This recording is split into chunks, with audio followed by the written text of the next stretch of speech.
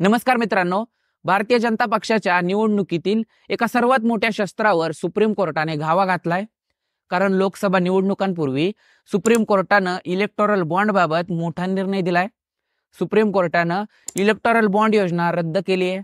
या electoral bond योजनेच्या वैधतेला आव्हान देणाऱ्या याचिकांवर सुप्रीम कोर्टाने आपला निकाल दिला.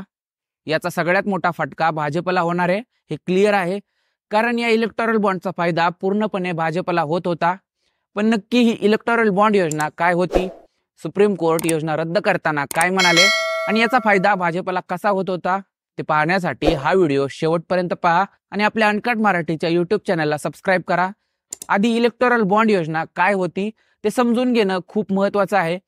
मोदी सरकारनं 2017 मध्ये इलेक्टोरल बॉन्ड योजना जाहीर केली आणि ही योजना सरकारनं 29 जानेवारी 2018 ला कायदेशीररित्या लागू केली. सोप्या भाषेत सांगायचं झाल्यास इलेक्टोरल बॉन्ड हे राजकीय पक्षांना देणगी देण्याचं एक आर्थिक साधन आहे. ही एक प्रॉमिसरी नोट आहे जी भारतातील कोणताही नागरिक किंवा कंपनी स्टेट बँक ऑफ इंडियाच्या निवडक शाखांमधून खरेदी करू शकते आणि त्यांच्या आवडीच्या कोणत्याही राजकीय पक्षाला देणगी देऊ शकते. इलेक्टोरल बॉन्डमध्ये पैसे देणाऱ्याचे नाव नसते.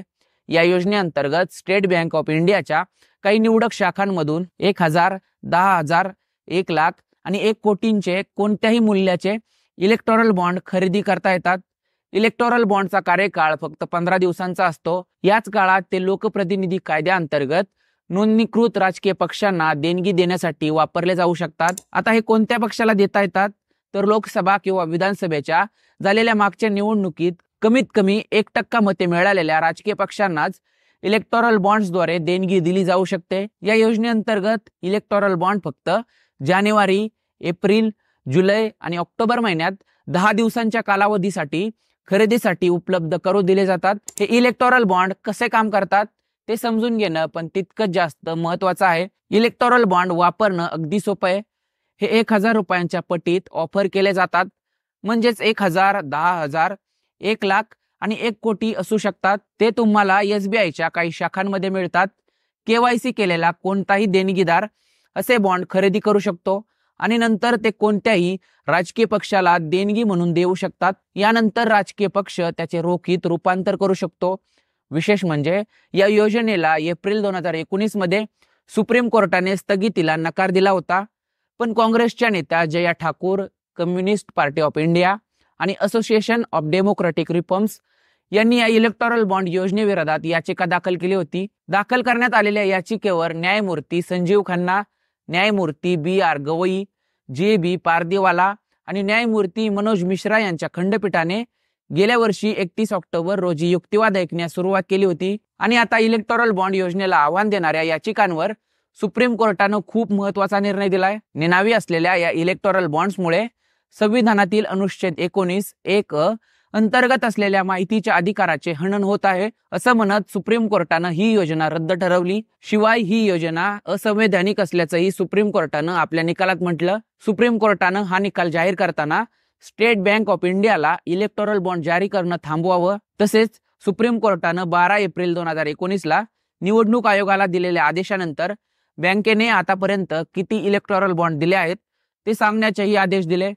राजकीय पक्षांना अमर्यादित निधी मिळावा यासाठी कायद्यात बदल करणं चुकीचं आहे असं कोर्टानं सांगितलं. या योजनेचा भाजप कशा पद्धतीनं फायदा घेत होतं तर निवडणूक आयोगाला देशातील राजकीय पक्षांनी आपला वार्षिक आर्थिक अहवाल दिला. त्यानुसार सर्वाधिक निधी घेण्यात सगळ्यात जास्त भाजप आघाडीवर आहे. फक्त 2022-23 मध्येच भाजपला 1300 कोटींचा निधी मिळाला. हा निधी काँग्रेसला मिळालेल्या निधीच्या 7 पट जास्त आहे. काँग्रेसला फक्त 171 कोटी रुपयांचा निधी मिळाला. भाजपला 2022-23 या आर्थिक वर्षात मिळालेला सर्व निधी हा 2120 कोटी आहे. त्यातील 61% निधी हा फक्त इलेक्टोरल बॉन्ड्सच्या माध्यमातून मिळाला. काँग्रेसला तर मागील वर्षापेक्षाही कमी निधी मिळाला. काँग्रेसला यावर्षी 171 कोटी मिळाले तर मागील वर्षी 236 कोटी मिळाले होते.